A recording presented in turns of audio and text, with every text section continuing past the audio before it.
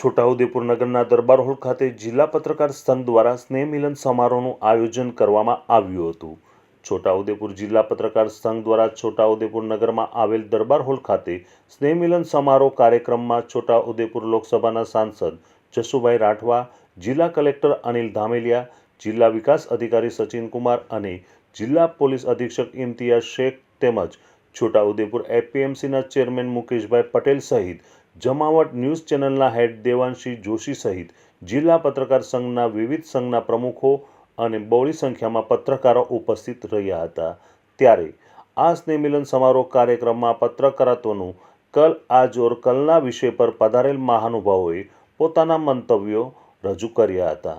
ખાસ કરીને આગામી સમયમાં પત્રકાર માટે જે સમય રહેવાનો છે તેમજ ભૂતકાળમાં પત્રકારત્વની અંદર વિવિધ પાસાઓની અંદર જે જીવનની અંદર ફેરફાર કરવામાં આવતો હોય છે તમામ બાબતોને વિસ્તૃતમાં મંતવ્યો રજૂ કરવામાં આવ્યા હતા। Rehan Patel, GTV news, Chhota Udepur.